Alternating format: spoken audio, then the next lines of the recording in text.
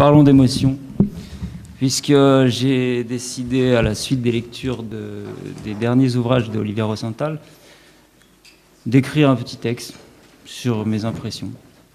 Alors, je vais vous lire. Alors, vous lire Olivia Rosenthal, c'est comme surplomber sur un fil un monde inondé d'êtres sans nom, entrer dans l'arène où depuis l'éternité s'affrontent mémoire et oubli. C'est comme marcher sur la crête, la fine crête qui nous sépare de l'animal. Fermer les yeux, risquer la chute et mettre les mains dans les limbes de notre propre bestialité. Lire Olivia Rosenthal, c'est aussi se laisser happer par un appel sourd, refuge tyrannique de l'impossible. Se loger au creux de l'oubli, se pli entouré de mémoire, ou peut-être est-ce l'inverse. C'est se glisser le long d'une tresse que tissent l'affect et la pensée, que tissent détresse et rémission. L'art de poser des questions à nos réponses. Olivia Rosenthal souffle des mots qui creusent l'écart entre les vivants et les morts. Mais les mots ne lui suffisent pas, il lui faut encore leur donner corps, leur insuffler l'élan qui rend vivant, mais qui s'épuise, les décoller de l'inertie, les élever au rang d'êtres de chair, jusqu'au vertige. Alors ces mots, elle les joue, elle les pleure. Donner aux mots une vie propre, ou plutôt leur prêter sa vie pour les faire vivre. Quelle que soit la forme qu'ils revêtiront, de toute façon ils sont indomptables. Voilà ce à quoi s'emploie Olivia Rosenthal. Merci beaucoup. Alors bonsoir. Bonsoir Olivia Rosenthal. Oui, pardon. Alors pour préparer cet entretien, on a particulièrement étudié, donc On n'est pas là pour disparaître, qui parle donc de la maladie d'Alzheimer. Que font les reines après Noël, qui parle du rapport entre l'homme et l'animal, pour aller très vite. Et Mécanisme de survie en milieu hostile, paru chez Vertical, les deux autres aussi, et puis ils sont aussi en poche, qui est très difficile à résumer en 2 mots. Donc je vais lire la 4e. Récit d'apprentissage, thriller métaphysique ou manuel d'exorcisme, ce livre raconte comment esquiver les coups et, si possible, comment les rendre. Donc, j'aurais pas su dire ça moi-même. Là, donc, comme l'a dit Mathilde dans son introduction, on a étudié votre œuvre par le biais de la place de l'émotion dans votre œuvre, de son jaillissement ou de sa mise à distance, et de la tension donc, qui s'opère entre le lâcher-prise et la retenue, ou pour reprendre un de vos termes, de mécanismes de survie en milieu hostile, d'une volonté de contrôle et de l'impossibilité d'opérer ce contrôle. On s'est questionné sur la polyphonie, le rythme, les personnages. Et tout d'abord, Thibaut va vous poser la question de la polyphonie. Voilà. Alors, en 2 mots, pour expliciter un peu dans Mécanisme de survie en milieu hostile, donc c'est un récit qui alterne 2 types de narration. Une narration en première personne, qui raconte l'histoire d'abord d'une enfant qui grandit, qui est plongée dans des situations, dans un premier temps de fuite, après de traque, après de veille, elle doit veiller dans une maison. Après, il y a la question de la séparation des amis. Donc, c'est des thèmes qui regroupent, qui sont très connotés émotionnellement, où l'émotion est palpable. Et ce type de narration est sans cesse coupé par un autre type de narration, plus documentaire, avec des récits en 3e personne et basé sur des témoignages qui donnent une certaine froideur, on pourrait dire. Il y a moins d'implication émotionnelle. Ma première question tourne autour de la spécificité de votre usage de la polyphonie, et quelle est selon vous cette spécificité? Comment... Je vous laisse la parole. Alors merci pour toutes ces remarques que vous avez faites au préalable sur les textes. j'étais très sensible à cette histoire de lien entre la pensée. Vous avez parlé dans votre texte là des liens entre les aspects affectifs du texte et la pensée. C'est vrai que c'est important dans mon travail de donner une place à l'émotion, mais en même temps de la mettre ça vibre, non? Il y a une espèce de bruit très bizarre. Je vais prendre celui-là, je crois. Donc en fait, l'idée de ces textes, c'est quand même d'essayer de me mettre en relation avec certains nombres d'émotions que par exemple, j'ai pu éprouver moi-même en faisant les expériences que je décris dans le livre.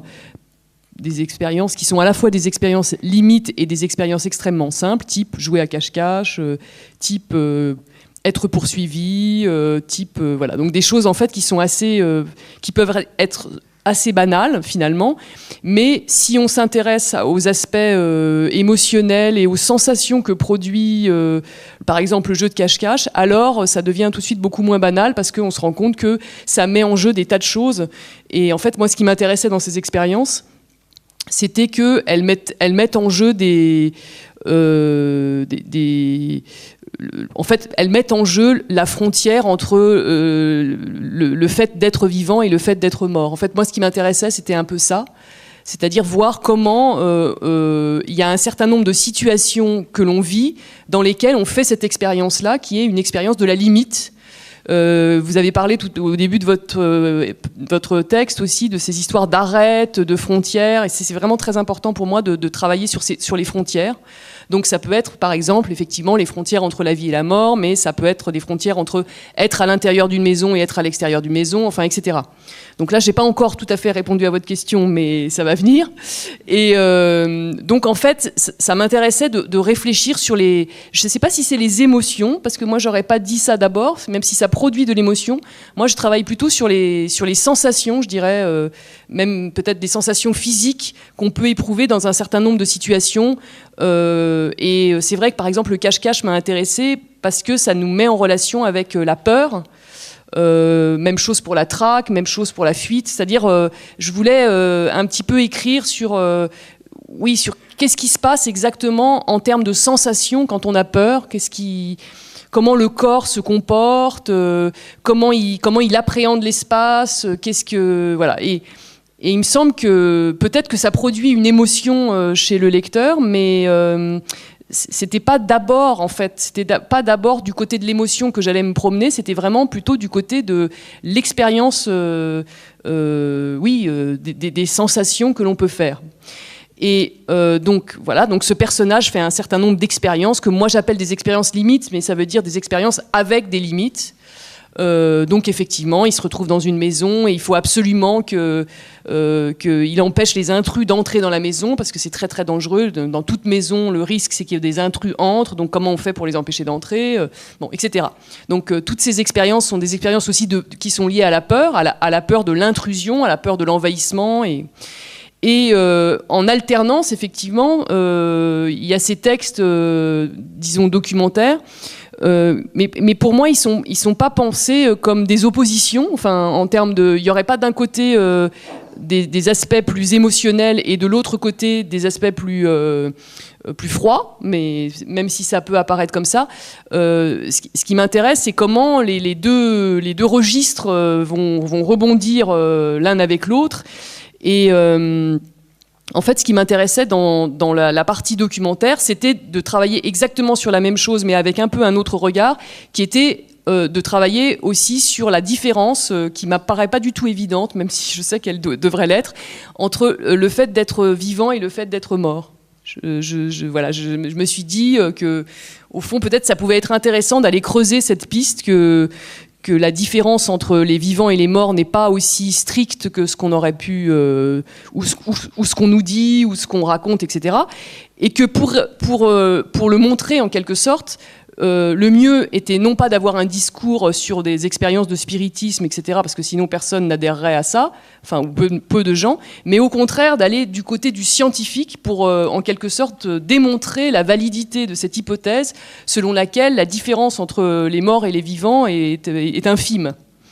Et donc, c'est comme ça aussi que ça s'est fait, c'est-à-dire aller chercher dans dans la médecine, parce que c'est vrai que je m'intéresse beaucoup à la médecine, ou dans la médecine légale, ou dans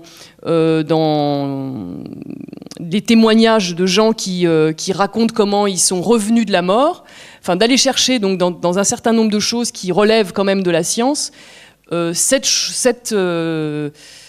chose-là qui est de réfléchir à qu'est-ce qui se passe quand on passe la frontière d'un côté puis de l'autre. Et donc voilà, donc ça s'est un peu fait comme ça. Et après, c'est vrai que ces textes en italique, ce qui m'intéressait effectivement quand même, là vous avez tout à fait raison aussi, c'est d'essayer de les élaborer comme à partir du motif scientifique, à partir du vocabulaire scientifique, à partir du discours scientifique. Et pour ça, donc, de s'attacher à des expériences qu'on dit scientifiques. Hein, et en fait, l'expérience principale dont je parle, c'est l'expérience qu'on appelle de mort imminente. C'est-à-dire, c'est ces gens qui sont dans le coma et qui donc se souviennent d'avoir été morts et qui se souviennent d'avoir été déclarés morts et qui, après avoir été morts, reviennent à la vie et racontent en fait comment était ce qu'ils ont vu en fait de l'autre côté. Donc, ils racontent. Donc, vous connaissez les histoires parce qu'ils racontent tous la même chose. Enfin, pas exactement, mais c'est le tunnel, la lumière blanche, les silhouettes, enfin, etc. Donc, il y a des motifs récurrents dans les récits non pas de morts vivants, mais de vivants morts. Et donc, ça m'intéressait d'abord de les faire parler de ça, et peut-être aussi d'essayer de comprendre pourquoi les récits étaient similaires. Enfin, qu'est-ce qui se passait quand on passait de l'autre côté et qu'on revenait. Enfin, j'étais assez...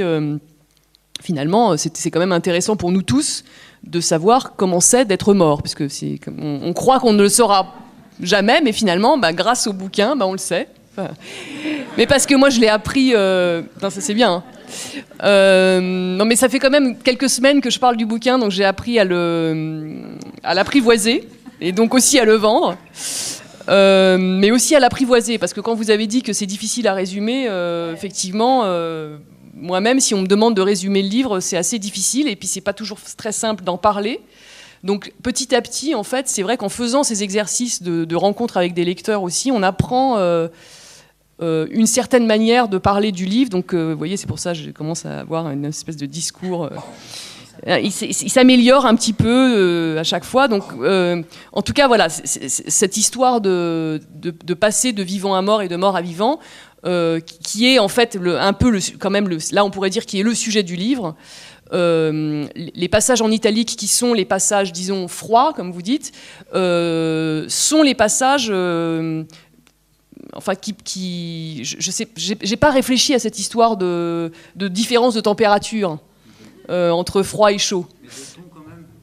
Mais en fait, voilà, ce qui m'intéressait dans les passages en italique, c'est que effectivement, j'ai vraiment essayé de travailler sur le modèle de l'exposé. Enfin, et c'est peut-être dans les passages en italique que je me suis le plus amusée avec la langue et avec le rythme de la langue, parce que j'avais une certaine liberté.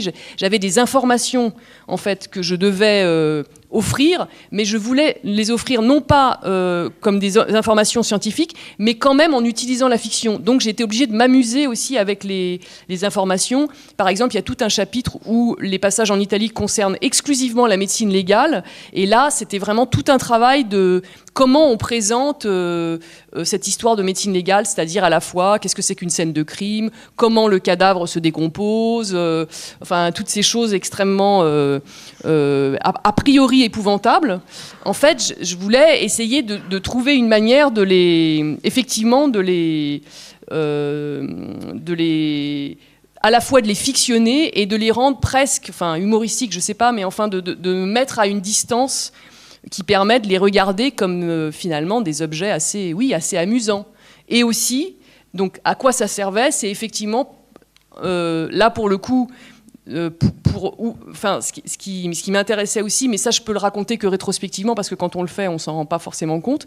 Mais finalement, l'histoire principale, qui est l'histoire de ce personnage qui fait des expériences limites, c'est une histoire quand même assez étouffante, assez angoissante, puisque ça parle de la peur, et donc en fait, comme je me dis que peut-être que je voulais pas infliger au lecteur cette torture de la c'est le supplice de la baignoire, je dirais, ça ressemblait un peu au supplice de la baignoire, c'est-à-dire un sentiment d'étouffement, puisque c'est ça dont je voulais parler à travers ce personnage et à travers les expériences qu'il fait du monde, comment il va s'en sortir, parce qu'il est dans des situations extrêmement angoissantes, extrêmement difficiles. Donc c'est vrai qu'à lire, ça peut être un peu étouffant. Et du coup, les motifs en italique, enfin tout ce qui est en italique, c'est aussi des portes qui s'ouvrent ailleurs, qui permettent de sortir de cette histoire principale et peut-être de décompresser un peu, peut-être. Et du coup, bon, le côté un peu... c'est là que pour moi, il y a de l'humour qui se loge, mais je ne suis pas sûre que les gens en soient tout à fait... ils soient tellement sensibles, mais bon, ça fait rien.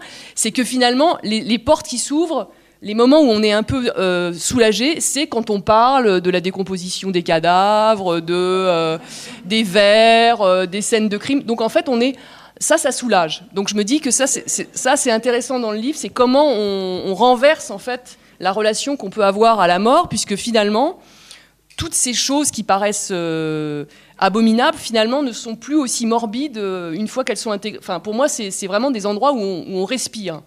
Donc, et donc, c'est aussi une manière de réfléchir aux relations qu'on a avec la mort et de peut-être aussi, d'une certaine manière, par le biais de ce discours scientifique, quand même de dédramatiser toutes ces choses-là qui nous paraissent horribles et que la plupart du temps on ne veut pas voir, et finalement de constater que c'est pas si difficile que ça à affronter, et que voilà, et ça peut voilà, je crois qu'il y avait une chose un peu comme ça aussi dans l'usage de l'italique, dans ce retour à toutes ces questions concernant la mort, et dans ce discours un peu à distance qui fait l'objet de tous ces passages en italique. J'ai parlé très longuement, du coup, j'ai répondu déjà à toutes les questions. Non, mais je sais pas si... Juste mais une question technique. Quand, dans en tout cas ces 3 livres, il y a ces alternances entre témoignages, voix narrative et documentaire. Comment vous faites? Est-ce que vous écrivez les voix narratives d'un bloc, puis ensuite vous tressez, ou est-ce que les passages documentaires appellent l'écriture de passages narratifs? Comment ça se passe? Est-ce que ça se passe pareil pour tous les livres, déjà? Peut-être pas. Donc effectivement, dans les 3 derniers livres, alors j'ai vraiment travaillé sur le lien entre la fiction et le documentaire, mais à chaque fois, on pourrait dire le procédé ou le dispositif ou la manière de faire est assez différente quand même. C'est-à-dire que, par exemple, dans Que font les reines après Noël, il y a 2 séquences qui sont très régulièrement alternées.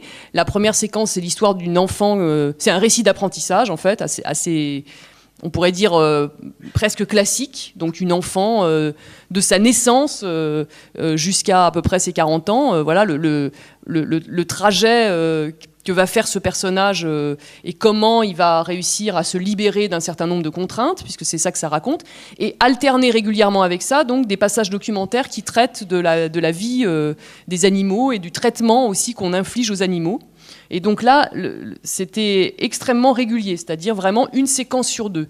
Alors que dans le dernier, par exemple, c'est pas du tout sur ce modèle. Ce qui m'intéressait dans le dernier, c'était justement de défaire la régularité et de produire aussi un peu, je dirais presque formellement, presque des effets de suspense, au sens où on ne sait jamais à quel moment le passage documentaire sur la mort imminente, etc., va arriver. Donc il y a un effet qui va avec le sujet du livre, puisque en fait le livre raconte comment ce personnage est confronté à des situations extrêmes, et on se demande toujours comment le personnage va s'en sortir. Et du coup, les passages en italique qui viennent ouvrir des portes, ils arrivent, mais c'est pas forcément... voilà, il y a une irrégularité sur laquelle j'ai vraiment travaillé. Mais sinon, pour répondre à votre question, alors c'est pas du tout un système... il n'y a pas 2 mondes comme ça, un monde qui serait le monde de la documentation et de l'autre côté le monde c'est de l'écriture de fiction, et que on va tresser à la fin. En fait, ça marche pas du tout comme ça. Il se trouve que je fais quand même tout ce travail documentaire, je le fais en amont, mais en même temps aussi que j'écris le livre. En fait, ce que je dis souvent, mais c'est c'est à peu près vrai, sauf qu'après, évidemment, on est obligé de retravailler. Mais en gros, ce que vous lisez, c'est l'ordre. Vous lisez dans l'ordre où moi j'ai écrit le livre. C'est-à-dire que le principe, c'est que quand vous commencez par le début, c'est ce que j'ai commencé à écrire, et la fin, c'est ce que j'ai écrit à la fin. Et pour moi, c'est extrêmement important de garder ça. Alors évidemment, après, par exemple, quand j'arrive à la fin du livre, je suis un peu obligée de revoir le début parce que le temps a passé et donc la langue s'est modifiée, donc il y a des choses à lisser. Donc c'est pas aussi simple que ça, mais quand même, globalement, c'est très important pour moi que le mouvement qui m'amène d'un paragraphe à un autre, d'une idée à une autre, d'un élément narratif à un autre. Donc ce chemin que je vais faire moi, c'est ce chemin que vous allez lire vous aussi. Donc on fait le même chemin. Et je tiens beaucoup à ça parce que je pense que ça fait partie du caractère organique des livres, qu'ils suivent comme ça, que le lecteur suive. En fait, le lecteur suit non seulement un personnage dans ses trajets qui sont parfois assez sinueux, mais il suit aussi la pensée de quelqu'un qui est en train d'écrire, quoi.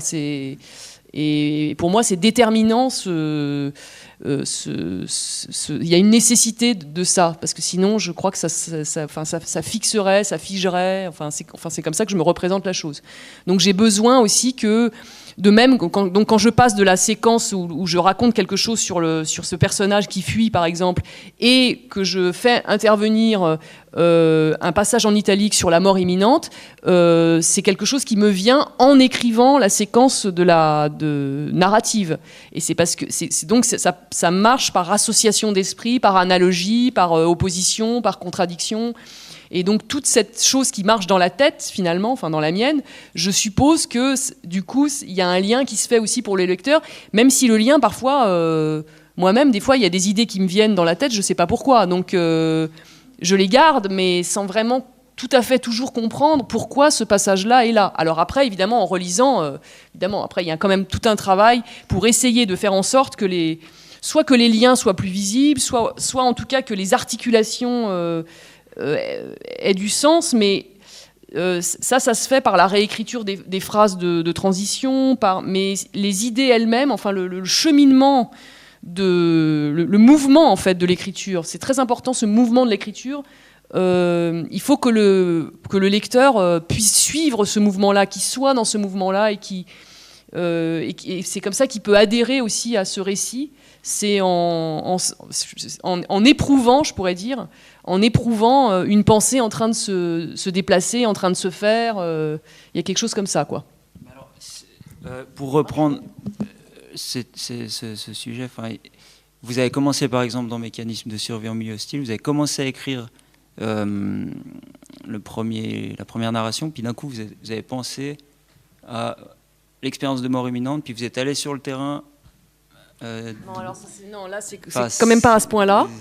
Non, en fait, ce qui s'est passé, ce livre, il est un peu particulier parce que ça s'est passé d'une manière nouvelle par rapport à d'autres livres. C'est-à-dire qu'en fait, le premier chapitre, ça fait très très très très longtemps que je l'ai écrit, mais pas sous cette forme tout à fait.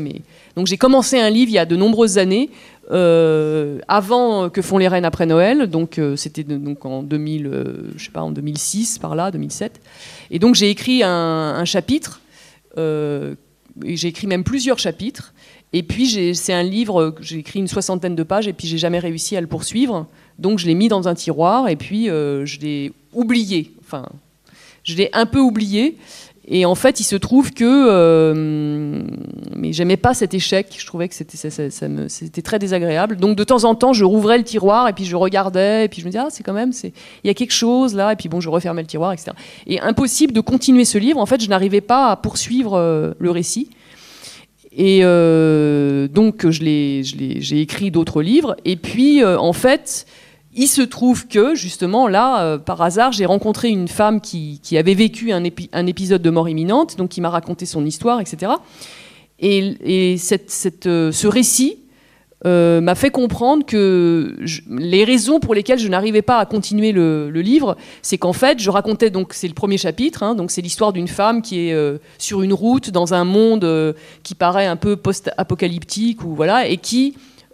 pour survivre, est obligé d'abandonner sa compagne, donc une autre femme, sur le bord de la route. Et donc c'est le récit de cet abandon, en fait. et en même temps de cette survie. Donc pour survivre, elle est obligée d'abandonner quelqu'un sur la route. Voilà.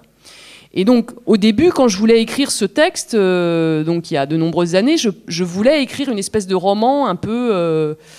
oui, c'est ça, une sorte de roman de science-fiction. Je voulais poursuivre l'existence de ce personnage ensuite, c'est-à-dire je voulais raconter ensuite ce qu'elle allait faire, où est-ce qu'elle allait aller, dans quel monde elle allait vivre, sachant que le monde qui l'entourait, on voyait bien que c'était pas le monde d'aujourd'hui, c'était un monde très bizarre où visiblement le monde était traversé de hordes dont on savait pas si c'était des humains, des animaux, enfin voilà. Donc il fallait que je poursuive et en fait j'arrivais pas parce que j'avais pas d'idée de comment nommer ce monde, quoi en faire, quelle existence lui donner, etc. Et en rencontrant cette femme qui avait vécu un épisode de mort imminente, je me suis rendu compte que je n'y arrivais pas parce qu'en fait c'est pas du tout de ça dont il fallait que je parle. Il fallait pas que j'avance dans le récit, mais il fallait que je recule c'est-à-dire qu'il fallait que j'utilise ce chapitre d'abandon comme un chapitre, comme une matrice qui allait permettre de raconter différentes expériences que faisait ce personnage. La première, c'était l'abandon, et ça s'arrête, mais elle en fait d'autres, et on comprend ensuite, mais ça, voilà, c'est tout le livre qu'il faut lire pour comprendre, que cette expérience d'abandon, c'est quelque chose qui va diffuser qui va se diffuser dans l'ensemble du livre et qui va lui donner son sens, mais c'est très long pour qu'on le comprenne. Et donc, moi-même, je ne le comprenais pas encore, mais ce que j'ai compris, c'est qu'il fallait que je parle en même temps de cette histoire de personnage qui en abandonne un autre, et en même temps d'autres choses, qui étaient les épisodes de mort imminente. Donc là, j'ai commencé à faire des recherches sur la mort imminente, et c'est comme ça que j'ai réécrit en fait le premier chapitre en intercalant donc ces choses sur la mort imminente. Et une fois que j'ai fini vraiment le premier chapitre, donc avec cette nouvelle version, je me suis dit qu'il fallait continuer, mais non pas continuer en racontant la suite de l'histoire, mais continuer en racontant, on pourrait dire, un autre aspect de la même histoire ou une autre facette de la chose. Ou voilà. Et donc, en quelque sorte, c'est comme ça que j'ai réussi à écrire le livre, mais c'est pas non plus... j'ai pas eu une vision du Saint-Esprit qui m'a dit attention, la mort imminente, ça s'est pas non plus passé comme ça. Donc vous voyez, et du coup, ça m'a permis après, effectivement, de continuer ce travail sur la mort imminente en même temps que j'écrivais la suite du livre. Alors moi, j'aimerais revenir sur vos personnages, parce qu'en parcourant votre œuvre, je me suis rendu compte qu'ils n'étaient pas beaucoup nommés, voire pas du tout, ou résumés à leur fonction, ce qui est le cas dans Mécanisme de survie en milieu hostile, où on a la présence de Jacqueline S. qui est sur un lit d'hôpital, Alice P. qui a été marquée par l'accident de son enfant, ou encore Frédéric K. qui est urgentiste. Ça ressemble un peu à des personnes de faits divers. Ça pose une certaine froideur et on a peu d'identification finalement. Et il y a aussi cette présence de silhouette qui est récurrente, comme vous l'aviez mentionné tout à l'heure. Et on vous rencontre dans On n'est pas là pour disparaître, où vous vous présentez. Je m'appelle Olivia Rosenthal, j'ai 39 ans, j'habite à Paris dans le 9e arrondissement. Alors j'aimerais vous demander, quelle est cette Olivia Rosenthal ? Et quelle place prennent vos personnages ? Alors là, je ne sais pas ce que je vais vous répondre. Olivia Rosenthal, c'est moi, ça c'est sûr. Et en fait, dans On n'est pas là pour disparaître, donc le personnage n'a pas non plus de nom, il s'appelle Monsieur T. En fait, parce que c'était assez compliqué là pour le coup, là c'était pour une raison, on va dire pratique, c'est que ça devenait un peu compliqué de nommer une personne que je connaissais. Voilà, je trouvais que ça allait compliquer le livre, ça allait compliquer la liberté aussi que je pouvais avoir par rapport à des gens qui existent vraiment. Voilà, ça devenait donc le Monsieur T, ça permet d'établir une petite distance avec le monde réel. Et il s'est trouvé que dans le cours de l'écriture de ce livre, donc qui raconte l'histoire de ce Monsieur T qui tente d'assassiner sa femme, mais parce qu'il a la maladie d'Alzheimer, donc il ne se rend pas vraiment compte qu'il est en train de l'assassiner. Donc petit à petit, en fait, en travaillant sur ce texte-là, je me suis rendu compte que ça m'intéressait beaucoup de travailler sur les noms effectivement les noms propres, et en particulier les noms des maladies qui généralement portent le nom de médecin. Et donc là, j'ai commencé à faire une recherche un petit peu maladive sur toutes les maladies qui portent le nom de médecin. D'ailleurs, ça apparaît dans le livre, hein, il y a toute une série, je ne les ai pas tous cités, mais et ce qui m'intéressait, c'était aussi le fait qu'évidemment, le nom, c'est quelque chose qu'on transmet, et que donc, voilà, par exemple, quand on s'appelle Alzheimer, on a une sorte de postérité dont on voudrait peut-être pas, mais voilà, on l'a. Donc je me suis dit, mais comment en est-on arrivé à appeler cette maladie du nom d'Alzheimer? Donc j'ai fait un peu des recherches sur le docteur Alzheimer, j'ai découvert des tas de choses. J'en ai inventé aussi des choses sur les raisons pour lesquelles finalement cette maladie portait son nom. Enfin bon, bref. Donc tout ce qui m'a intéressé petit à petit en écrivant le livre, c'est ces histoires de transmission de noms. Et pourquoi ça m'a intéressé? Parce que ça a à voir aussi avec la mémoire. Avec la généalogie, enfin, donc, en fait, tout était assez lié. Et je vais répondre à votre question, hein, mais... Et en fait, c'est comme ça que, petit à petit, voilà, c'est aussi un livre qui porte sur qu'est-ce qu'on transmet à quelqu'un. On lui transmet certes des maladies, mais pas seulement.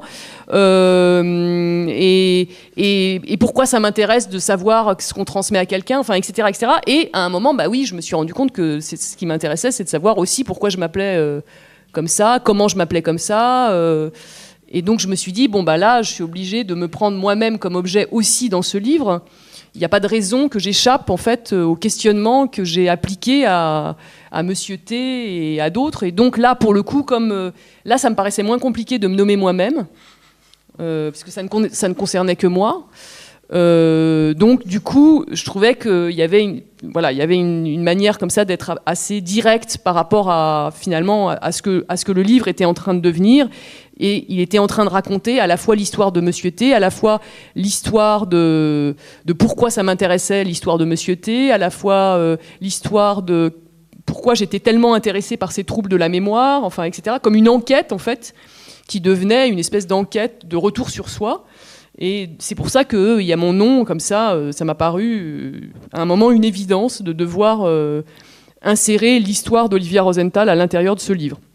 Mais c'est vrai que sinon, globalement, j'ai beaucoup de mal à donner des noms, je peux même pas dire à des personnages, parce que j'ai pas l'impression non plus que c'est des personnages. Voilà, je ne sais pas tellement, je ne sais pas tellement faire des personnages comme dans on va dire, le roman classique. Et non seulement par exemple, je ne sais pas faire des portraits, ou comme on peut, voilà, des portraits, des portraits physiques, ou enfin, je ne sais pas si je ne sais pas ou si je ne veux pas. Enfin, en tout cas, c'est pas du tout une chose qui, dans mon écriture, ça n'entre jamais en ligne de compte. Peut-être c'est pas ça qui m'intéresse en fait. Je trouve que ce qui est intéressant dans les personnages, c'est ce qu'ils pensent, et c'est ce qu'ils parlent, et c'est comment ils agissent, mais c'est pas tellement leur psychologie, c'est pas tellement leur physique. Enfin voilà. Donc ce qui m'intéresse, c'est comment chacun d'entre nous on est en mouvement dans le monde, quoi, en fait. Et donc, ce qui m'intéresse, c'est les voix, c'est les corps qui bougent, mais c'est pas tellement les identités au sens classique qu'on pourrait donner à ce mot. Et du coup, c'est vrai que trouver un nom, par exemple, pour un personnage, c'est tellement un casse-tête, ça limite tellement, en fait, me semble-t-il, à chaque fois le personnage lui-même. Enfin, il y a une limitation forcément dans ce...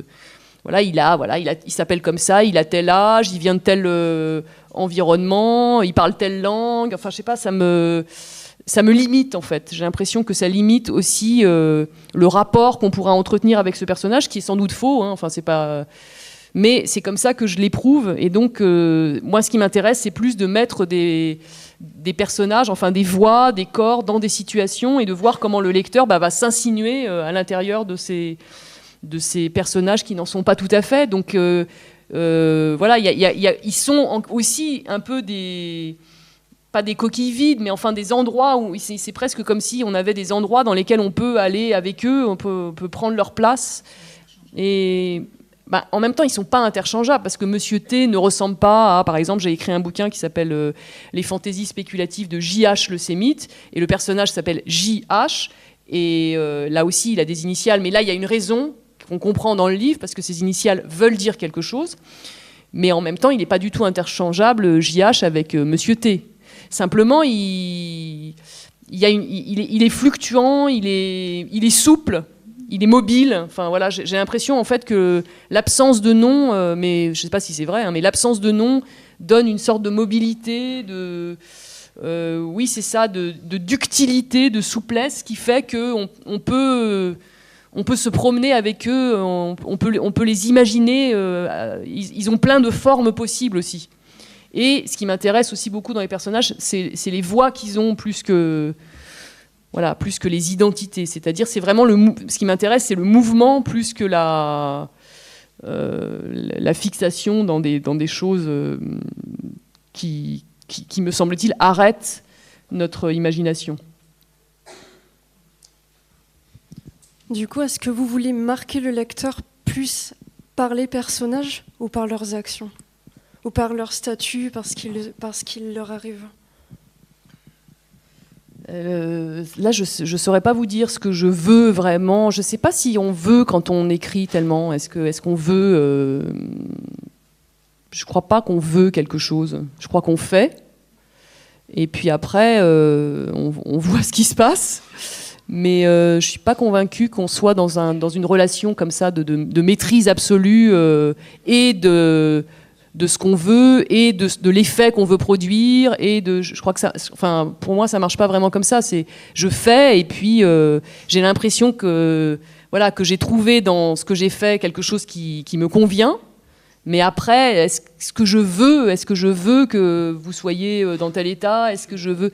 Non, je crois que je ne sais pas ce que je veux dans ce domaine. Vous voyez, après, c'est vous qui vous emparez de la chose et qui le transformez. Mais il n'y a pas un vouloir. Après, il y a certaines... Oui, c'est vrai, j'ai des goûts aussi en littérature. Enfin, je veux dire, il y a des choses que j'aime plus que d'autres. Et donc, peut-être aussi, j'essaye... quand j'écris, de produire une littérature qui pourrait me plaire si c'était pas moi qui l'avais écrite. Je pense qu'il y a quelque chose comme ça. Moi, c'est vrai que j'aime pas tellement lire des portraits de personnages, ça m'intéresse pas tellement. C'est pas ça qui m'intéresse dans la littérature, donc peut-être que c'est lié à ça. Mais en tout cas, c'est pas ce que je veux au sens strict. Là, vous me donnez la transition par rapport à ce que vous aimez en littérature. Donc moi, dès que j'ai commencé Mécanisme de survie en milieu hostile, au bout de 3 pages, en tant que lectrice, j'ai tout de suite pensé à un autre livre qui est W ou le souvenir d'enfance de Georges Perec, qui a des... J'ai pas rationalisé ce fait, hein, j'y ai pensé tout de suite. Et après, j'ai découvert qu'il y avait une épigraphe à la fin de votre livre où vous citez Georges Perec sur cette notion de construction en puzzle. Et voilà, du coup, je me demande, est-ce que c'est un des auteurs que vous aimez, est-ce qu'il y a une filiation entre vous ? Et en tout cas, là, je vous ai entendu tout à l'heure, un texte que vous avez écrit, que vous avez oublié, c'est exactement le principe de W. Donc, ça m'a marqué de ce que vous avez dit tout à l'heure, parce qu'il l'a oublié, puis il l'a retrouvé, et puis après, il veut en faire quelque chose. Et puis, il y a aussi cette alternance. Donc, d'abord, c'est aussi l'histoire c'est la perte de proches, puisque c'est ses parents. Il y a la construction qui alterne la fiction et l'autobiographie. Il y a aussi ce rapport de cette mise à distance de l'affect, en fait, du sentiment. Voilà. Donc, est-ce qu'il y a une filiation ? Est-ce que c'est un auteur qui est important pour vous, Georges Perec ? C'est vrai que si j'ai cité Georges Perec à la fin du livre, c'est parce que ça m'a paru important à ce moment-là. Parce qu'en fait, pendant que j'écrivais le livre, il se trouve j'ai eu une commande, et en fait, la commande, c'était de regarder les archives audiovisuelles d'un auteur qui m'intéressait et d'écrire un petit texte sur ces archives audiovisuelles. Et j'ai choisi Georges Perec. Parce que non seulement les livres de Georges Perec m'ont accompagné longtemps, mais aussi parce que j'étais à peu près sûre que ce qu'il allait dire sur son travail, ça allait m'intéresser. Et bon, ça n'a pas raté, parce qu'il y a vraiment des émissions très intéressantes auxquelles il a participé. Et dans une des émissions, il dit cette phrase que j'ai gardée à la fin pour la fin du livre. Et donc là, j'étais en train d'écrire le livre. Et donc dans cette phrase, il se demande, enfin c'est aussi une phrase sur sa propre postérité, et il se demande ce qu'il laissera, et il se dit peut-être que je laisserai quelque chose, peut-être qu'il y aura une petite étoile dans un coin, dit-il. Une petite étoile dans un coin. Donc ça m'a beaucoup travaillé, cette histoire de petite étoile dans un coin. Et donc, en fait, à un moment, j'avais décidé d'appeler le livre Mécanisme de survie en milieu hostile, Une petite étoile. Je m'étais dit, c'est ça en fait, je vais utiliser cette phrase de Pérec pour le livre, mais en fait, bon, je me suis rendu compte à la fin du livre, quand j'ai eu fini le livre, qu'une petite étoile, ça allait pas, enfin, c'était un peu... ça faisait un peu livre pour enfants et ça n'allait pas tellement. Mais cette petite étoile, elle était quand même là tout le temps, et la dernière phrase du livre, avant cette citation de Pérec, je l'ai écrite parce que j'avais la petite étoile dans la tête. Et donc le principe de l'étoile aussi, c'est qu'évidemment elle brille même quand elle a disparu. Enfin, donc, et quand même le bouquin Mécanisme de survie, ça parle de ça. Ça parle de quelqu'un qui est encore là, même après qu'il a disparu. Et c'est de ça que je voulais parler, sans vraiment le savoir, et ça m'a pris tout le livre pour le découvrir. Donc cette phrase de Georges Perec, elle a été très productive, et je pense que mais c'est pas une filiation très utilisé au sens, mais oui, Georges Perec, c'est quand même un auteur que j'ai beaucoup lu, qui est important aussi parce que évidemment il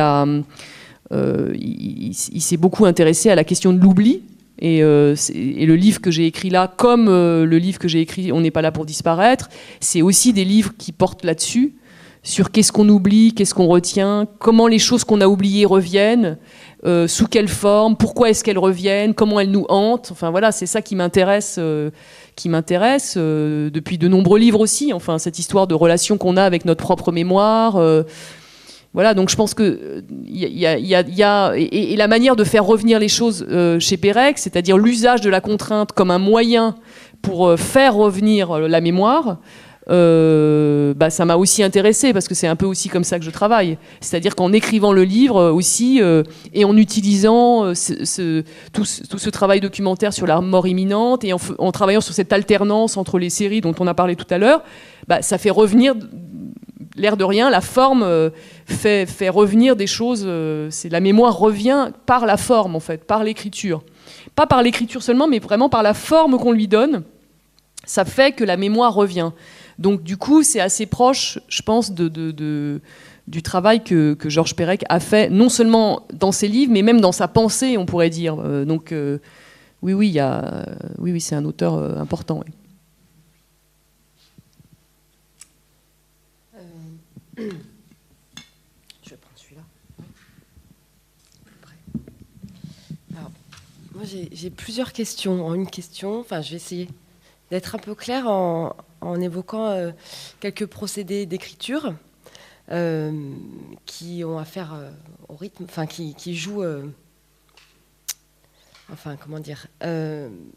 qui participent du rythme de votre écriture, et donc qui influencent la réception sensorielle ou émotionnelle, émotive du lecteur. Donc je lis page 130 de l'édition Folio. Folio, oui. Des reines, que font les reines après Noël. Cela vous permet de prendre du recul, d'élaborer des stratégies de retrait, de construire des barrières de protection, des digues, des palissades, des fortifications, des remparts. Vous vous repliez, vous vous cachez, vous vous séparez, vous vous absentez. Il y a donc il y a plusieurs procédés d'écriture. Il y a l'accumulation, qui revient souvent dans vos textes. Et d'ailleurs, vous l'avez dit tout à l'heure, vous avez accumulé les noms de maladies, de médecins. Et il y a une répétition progressive avec cette forme qui revient avec ce verbe pronominal, vous vous repliez, vous vous cachez, vous vous séparez, vous vous absentez. Cette forme, elle revient comme des balises à chaque, pas à chaque fin de paragraphe, mais souvent en fin de paragraphe de la voix narrative. Et à la fois, pour revenir sur notre axe, à la fois ça met l'émotion à distance, et en même temps ça vient cogner comme des coups de boxe, vraiment le lecteur, et il y a une progression qui donne vraiment une tension au texte, et vos textes sont très rythmés, toujours dans cette accumulation qui fait parfois piétiner le texte, et en même temps, il le fait avancer. Moi, ça m'a fait penser parfois bout de ficelle, selle de cheval, cheval de course. C'est une espèce de progression où c'est toujours pareil, mais il y a toujours un petit élément qui fait qu'on avance. Et tout simplement, je voulais vous poser la question du rythme. Quelle importance requiert le rythme pour vous, vous qui êtes aussi une performeuse, donc le rythme aussi des mots, de l'oral, de l'écrit. Voilà, c'est ma question. En fait, c'est vrai que j'écris beaucoup les textes en les parlant, en les disant à haute voix, donc ça fait partie du travail d'écriture que je fais, donc d'où ces effets de rythme sans doute. Aussi l'habitude que j'ai prise de dire mes textes dans des cadres sur la scène, etc., qui a joué quand même un rôle à partir de « On n'est pas là pour disparaître ». Je crois que ça a aussi eu une influence sur la manière dont j'écrivais.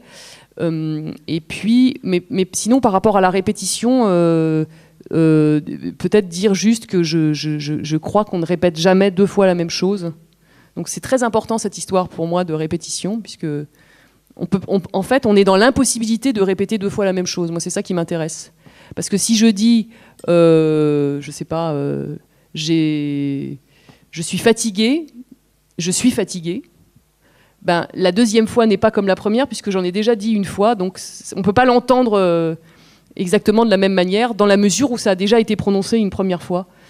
Et donc, en fait, c'est une impossibilité, vraiment. Donc, je crois pas, moi, à la répétition. Je crois que ça n'existe pas, la répétition. Parce que parfois, vous répétez. Donc, je répète tout le temps la même chose, parce que je suis persuadée que ça ne dit jamais la même chose. Donc, c'est pratique, du coup. C'est-à-dire que ma croyance a des effets, effectivement, sur l'écriture. Et d'où le fait que, par exemple, c'est vrai que dans ce texte, dans Les Reines, ce personnage répète des choses. Alors vous allez vous métamorphoser, vous allez trahir, vous trahirez, enfin des choses comme ça, donc qui sont tournées vers l'avenir. On se dit, il va se passer quelque chose, mais c'est toujours retardé. Et c'est retardé par le fait de répéter. Mais comme en fait, ça répète pas, ça fait avancer, puisqu'en fait, chronologiquement, le fait de dire vous allez trahir une première fois, puis vous allez trahir une deuxième fois, puis vous allez trahir une troisième fois, on comprend que la troisième fois, on est plus proche de la trahison que la première. Bah oui. Donc on n'a pas répété, on a avancé. Bien sûr, répétition progressive. Vraiment. Donc voilà, s'il se passe quelque chose dans la scansion, c'est la magie du langage, parce qu'à force de répéter, ça arrive. Ah oui. Vous allez trahir. Bon, à un moment, on sait que ça va arriver. Donc aussi, cette idée que quand on dit quelque chose, si on le dit bien et souvent, ça finit par arriver. Voilà. Je ne sais pas si j'ai vraiment répondu, mais peut-être je pourrais lire aussi un tout petit passage de quelque chose. Non, mais je ne sais pas si c'est... Vous allez lire, mais peut-être pas votre livre. Peut-être autre chose. Vous avez pas que je choisisse, en fait. C'est ça. Bah, je ne sais pas combien il reste de temps. On est juste là. On est juste. 2 minutes, en fait. Alors, en fait, vous êtes aussi spécialiste du 16e. Combien 10. On est large. Moi, j'aurais bien lu un petit passage quand même du dernier livre, mais à la fin. D'accord. On peut juste pour faire lire un petit poème. Pourquoi en fait, comme vous êtes spécialiste du 16e... Enfin, je l'ai été, parce que je ne suis plus tellement. D'accord. En fait, on voulait juste vous faire lire un petit texte pour la beauté du geste. Et puis aussi, pour vous demander un peu... Attendez, du coup, j'ai un peu paumé ma question. En plus, si vous voulez me faire lire Maurice Sèvres, c'est très difficile à lire quand on ne l'a pas préparé. Hein. D'accord. Mais vous n'êtes pas obligé, en fait. Non, c'est vrai, c'est très difficile, Maurice Sèvres. Pourquoi vous avez choisi Maurice Sèvres? C'est moi qui pose les questions. Non, c'est vrai, pourquoi vous avez choisi Maurice Sèvres? Ça me fait très peur. C'est vrai? C'est très difficile, Maurice Sèvres. Le début, là? Vraiment, le premier? Qu'est-ce que vous en pensez? Non, mais est-ce qu'il y a une raison? On voulait savoir... Il n'y a pas vraiment de raison. On voulait savoir comment on passe de l'écriture d'essai à l'écriture romanesque. Est-ce qu'il y a des liens, des interdépendances, une corrélation? Est-ce qu'il y a eu une influence de vos recherches, vos études sur votre travail d'écrivain? Et tout ça sans lire, Oui. par exemple. Non, mais je pourrais lire. En fait, comment dire, j'ai le sentiment. Donc, c'est vrai que j'ai une vie avant d'écrire des livres. J'ai été spécialiste de la littérature du XVIe siècle, donc j'ai écrit beaucoup d'articles et puis des livres aussi là-dessus. Et en fait, quand j'ai commencé à écrire dans mes premiers livres, je pense qu'il y a vraiment des liens assez forts entre une certaine littérature de cette époque et des textes que j'ai écrits, en particulier dans la langue, en fait. J'ai beaucoup lu Rabelais, Montaigne. Maurice Sèvres, j'ai lu aussi, mais je suis pas sûre que ça ait tellement joué dans l'écriture des textes. Mais quand même, dans les premiers livres, j'ai fait tout un travail sur c'était un travail vraiment sur la syntaxe, sur le phrasé, donc mes phrases ont été construites de manière assez peut-être inhabituelle par moments. Et je pense que ça venait vraiment de cet usage de la langue du XVIe siècle et aussi de la nature assez particulière de cette langue, c'est-à-dire de sa mobilité, le fait que cette langue est beaucoup moins fixée qu'au XVIIe, donc l'orthographe est fluctuante, la syntaxe n'est pas complètement... disons que le mouvement n'est pas achevé, enfin, si tant est qu'on peut dire qu'il est achevé à un moment, mais enfin, en tout cas, c'est en cours de fabrication, et donc il y a une liberté très grande dans les usages de la langue, il y a une invention très grande aussi dans le vocabulaire, enfin bon, on sait bien que Rabelais a inventé des tas de mots qui sont restés dans la langue française, donc c'est vrai que ça, c'est quelque chose qui m'a beaucoup donné, et en particulier, d'une part, qui est cette énergie de la langue, c'était très important dans mes premiers livres, et voilà, donc cette idée que on peut penser, mais qu'on pense par la langue, et c'est dans cette énergie-là qu'on trouve de la pensée. Et puis aussi, autre chose, c'est que la littérature, c'est de la pensée aussi.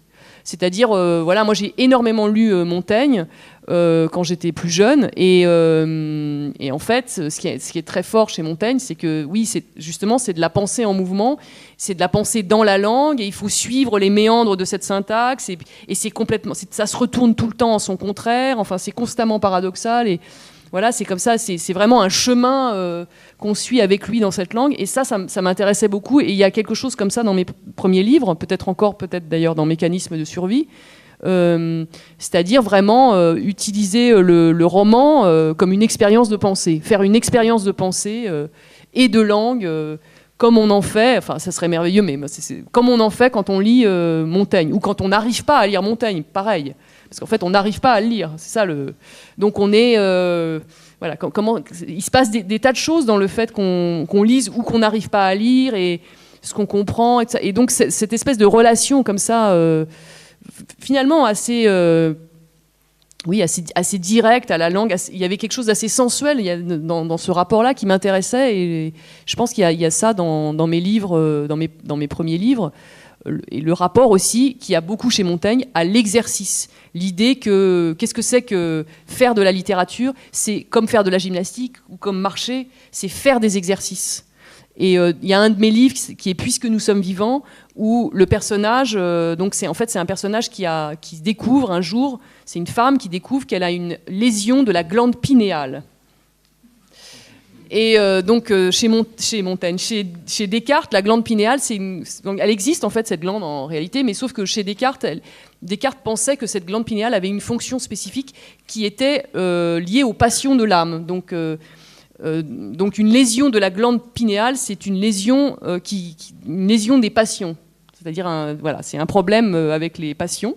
Et donc le médecin lui explique qu'il va falloir qu'elle se fasse ôter la glande pinéale, parce que cette glande lui fait du mal, elle va en mourir. Mais le problème, c'est qu'une fois qu'on ôte la glande pinéale, eh bien, on n'éprouve plus aucune passion. Donc on est au sens strict apathique. Donc c'est un peu embêtant quand même. Et donc en fait, ce que décide de faire ce personnage, c'est d'essayer de se soigner seul, en évitant donc cette opération qui est donc très traumatisante. Et donc pour se soigner, elle fait des exercices. Voilà, j'en viens à cette histoire de faire des exercices qui sont des exercices de pensée en fait. Donc il faut lire le livre si ça vous intéresse. Donc tous ces exercices, donc elle a une méthode, elle essaye d'appliquer une méthode qui va lui permettre d'éviter la lésion de la glande pinéale, enfin l'ablation de la glande pinéale. Donc cette histoire de l'exercice, je pense que ça vient vraiment de ma lecture de Montaigne, et c'est encore on n'est pas là pour disparaître. Sous une forme très très transformée, mais faites un exercice, imaginez que... Et donc je crois qu'il y a vraiment quelque chose qui vient là de cette lecture-là, mais voilà. En fait, si on voulait vous faire lire, c'est parce qu'on avait pris votre œuvre un peu sous cet angle de l'émotion qu'elle peut procurer au lecteur, et vous parlez dans un entretien avec Laure Adler, je crois, de garder sa méchanceté et vous faire lire de la poésie amoureuse. C'était très méchant de votre part, c'est ça ? Ça nous tentait bien. Et il se trouve que quand j'étais jeune, donc, j'ai fait une thèse sur la poésie amoureuse des disciples, enfin des successeurs de Ronsard. En fait, je travaillais sur un certain nombre de poètes totalement inconnus qui ont écrit en gros entre 1580 et 1620. Qui sont arrivés donc après Ronsard, après Desportes, enfin après les poètes en fait quasiment, enfin comme des décadents si vous voulez, et qui ont répété en fait, qui ont continué à répéter les modèles tels qu'ils existaient pendant la période de la Pléiade. Et moi, ce qui m'intéressait, donc, c'était la répétition, vous l'avez compris, mais aussi cette histoire de qu'est-ce qui se passe quand on fait varier à l'infini donc ce lexique, ce vocabulaire, etc., en essayant de le vider, parce que c'est quand même de la poésie amoureuse, mais c'est de la poésie amoureuse, on a l'impression que c'est de la mathématique, quoi. Mais on trouve encore ça chez Racine, cette idée que finalement la passion c'est une histoire de mathématiques, ça dépend comment on organise les mots les uns par rapport aux autres, et donc on va chercher toutes les variations possibles, et donc ça m'intéressait beaucoup. Donc aussi comme une manière peut-être alors d'aller contre, de prendre le contre-pied de cette histoire de passion en disant que bah oui, la poésie amoureuse, il n'y a rien de plus mathématique que la poésie amoureuse. C'était pas vraiment ma thèse, hein, maintenant j'ai oublié de quoi je parlais, mais enfin c'était vraiment sur la poésie amoureuse quand même. Donc de ce point de vue-là, vous ne vous êtes pas trompé. Vous lisez un extrait de Mécanisme ? Ah oui, je vais lire si vous voulez. Donc je vais essayer de lire un passage un peu pas trop scientifique, mais plutôt justement dans l'esprit de ce que vous disiez sur la place de l'émotion dans le livre. Donc ça va être la fin du chapitre 4 qui s'appelle « Mes amis », dans lequel il y a un texte un peu qui clôt ce chapitre que je vais vous lire. Quand je m'allonge à l'horizontale et que je pose mes mains de chaque côté de mon corps, bien à plat, ou croisées sur ma poitrine, un peu à la manière qu'ils ont de les présenter à la famille avant de fermer le couvercle, et quand, suite à cette position que je prends, je finis par m'endormir, ils viennent. Pas seulement les morts, les vivants aussi. Ceux et celles que, pour des raisons à la fois puériles et très complexes, je ne fréquente plus. Les amis anciens, les perdus, les lointains, avec qui j'ai eu une dispute radicale, une explication, ou ni dispute ni explication. C'est une perte définitive, mais pas si définitive que ça, en somme, puisqu'ils reviennent. Dans mon sommeil, ils me parlent. Ils me disent pourquoi ils sont fâchés, ou je leur dis pourquoi je suis fâché, ou je leur dis pourquoi ils sont fâchés. On met les choses au clair. Ça soulage. Quand on se fâche avec un ami, on fait comme s'il était mort, bien que ce ne soit pas du tout pareil d'être mort ou d'être vivant. Du moins, je crois.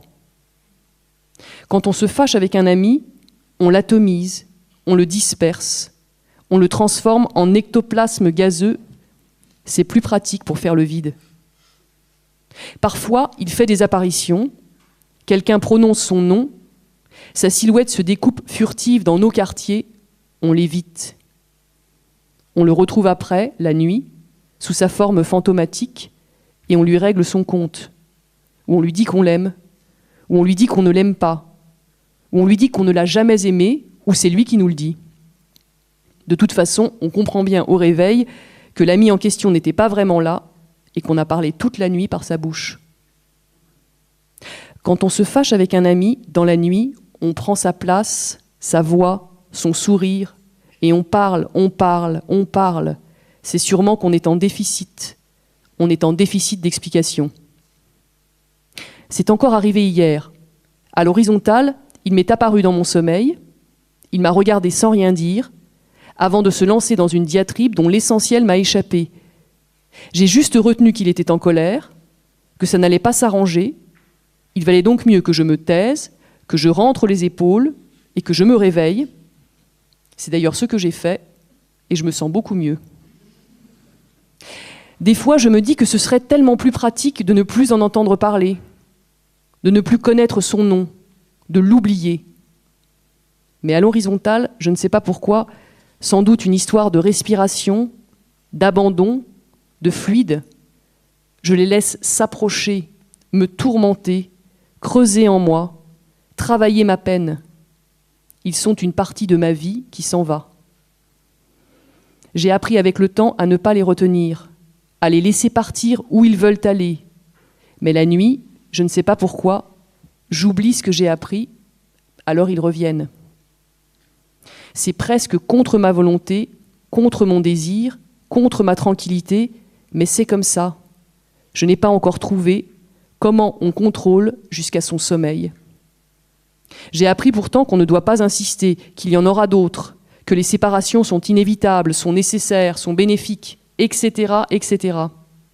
Mais la nuit, quand je suis à l'horizontale, j'oublie ce que j'aurais dû retenir, alors ils reviennent.